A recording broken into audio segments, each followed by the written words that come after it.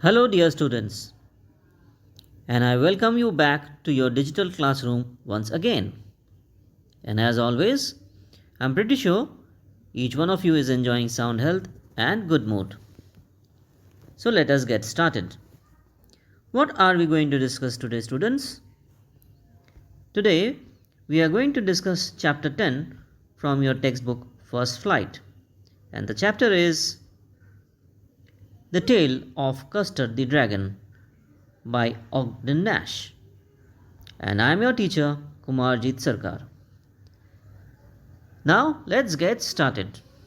First, we will take a look at the central idea of the poem. The Tale of Custard the Dragon is a funny poem.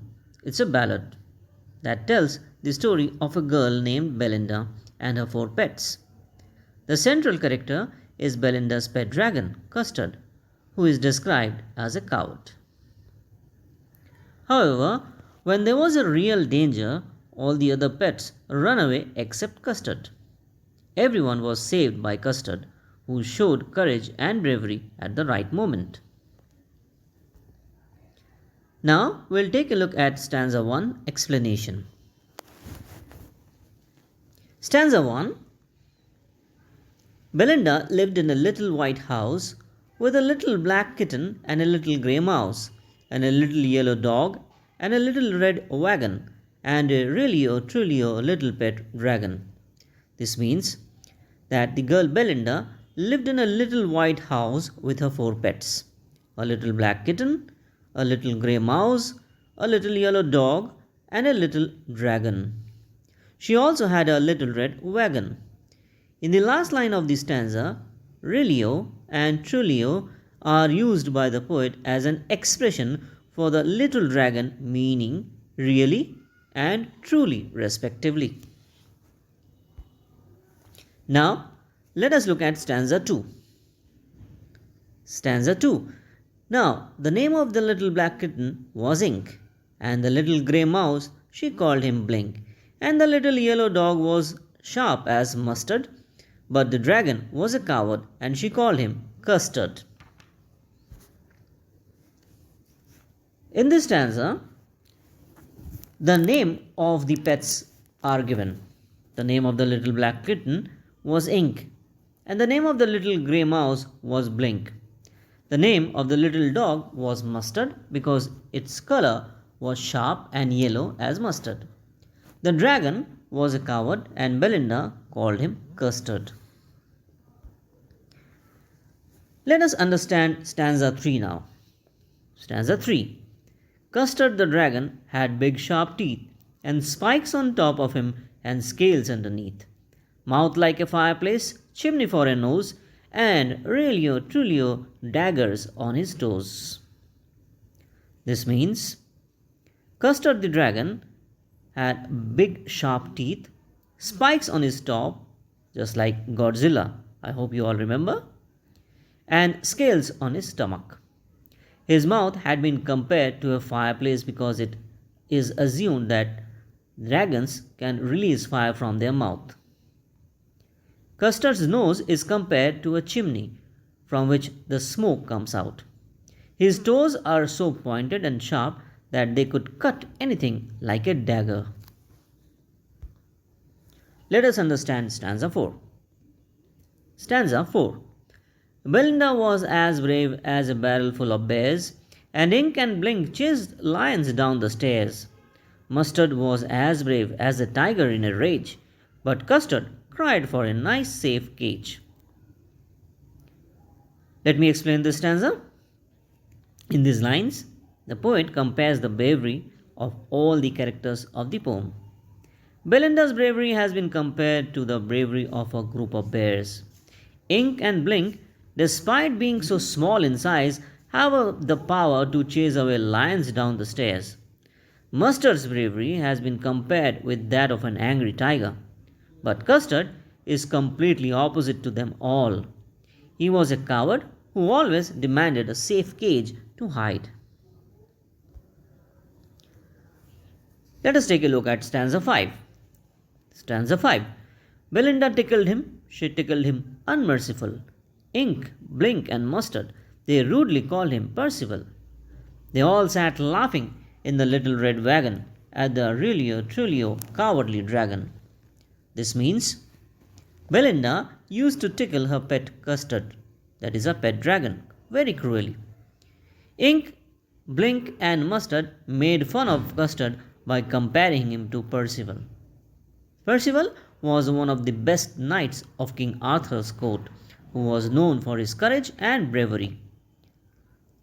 All of them sat together in the little red wagon and made fun of Custard. They laughed at his cowardice, that is, his lack of bravery. Stanza 6. Belinda giggled till she shook the house, and Blink said, "Weak," which is giggling for a mouse. Ink and Mustard rudely asked his age, when Custard cried for a nice safe cage. This stanza means that Belinda used to laugh a lot at the dragon.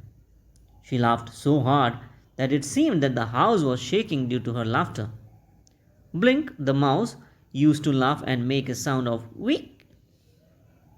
Ink and Mustard rudely asked the dragon's age to make fun of him, while the dragon cried for a nice safe cage for himself. Now let us look at stanza 7. Stanza 7. Suddenly they heard a nasty sound, and Mustard growled, and they all looked around. "Meowt!" cried Ink, and "Oh!" cried Belinda, for there was a pirate climbing in the window. What does this mean? This stanza means that while all of them were busy in making fun of the dragon, they heard an unpleasant sound from the house. Mustard, the dog, started growling, and they all looked around. Ink cried "Meowt!" and Belinda cried "Oh!" as they saw a pirate climbing the window of the house. Pirate, as you all know, is a robber at the sea who generally robs the ships. Alright, now we move on to stanza 8. Stanza 8. Pistol in his left hand, pistol in his right, and he held in his teeth a cutlass bright. His beard was black, one leg was wood. It was clear that the pirate meant no good. Stanza 8 means the appearance of the pirate seemed very dangerous. He was carrying pistols in both hands, and he was carrying a small sword between his teeth. He had black beard, and his one leg was of wood. His looks made it very clear to the housemates that the pirate meant to harm the people and the pets living there. Now we come to stanza 9. Stanza 9. Belinda paled, and she cried, "Help! Help!" But Mustard fled with a terrified yelp. Ink trickled down to the bottom of the household, and little mouse Blink strategically household. This means,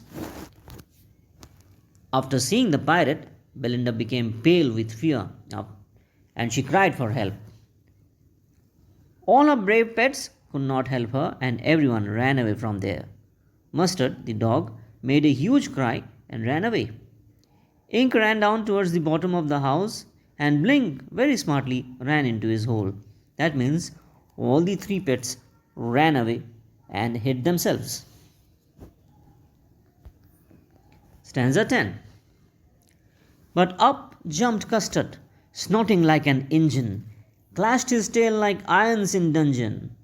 With a clatter and clank and a jingling squirm, he went at the pirate like a robin at a worm.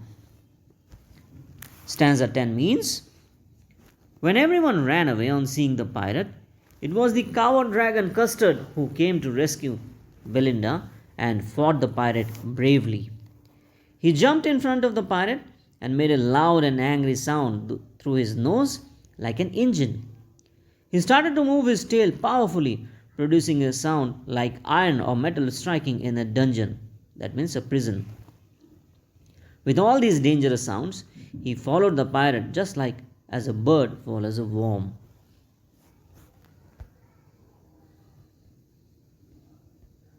Stanza 11. The pirate gaped at Belinda's dragon and gulped some grog from his pocket flagon. He fired 2 bullets, but they didn't hit, and Custard gobbled him every bit. Stanza 11 means the pirate was shocked by the dragon's reaction. He stared at Belinda's dragon with his open mouth. He couldn't believe what he was seeing. So he drank some wine from a container that he carried in his pocket. Then the pirate took out his pistol and fired 2 bullets at Custard. But he failed to hit his target. And finally, Custard the dragon swallowed or ate the pirate. Stanza 12. Belinda embraced him, Mustard licked him. No one mourned for his pirate victim. Ink and Blink in glee did guide around and around the dragon that ate the pirate. This means after the pirate was eaten up by Custard the dragon, everyone celebrated the death of the pirate. Belinda hugged Custard and Mustard licked him affectionately. No one felt sorrow for the pirate's death. Ink and Blink started dancing in joy around the dragon who had eaten the pirate. Stanza 13. But presently up spoke little dog Mustard. I would have been twice as brave if I hadn't been flustered. And up spoke Ink and up spoke Blink. We would have been 3 times as brave, we think. And Custard said, I quite agree that everybody is braver than me. So, stanza 13 means that this incident, the incident of the pirate, it clarifies who is coward and who is brave. Mustard said that he would have been twice as brave as Custard if he had not been nervous. After this, Ink and Blink said that they would have been thrice as brave as Custard. And what did Custard say? Custard agreed and said that everybody there was braver than him. That means he was such a down-to-earth dragon. Now we will combine stanza 14 and 15.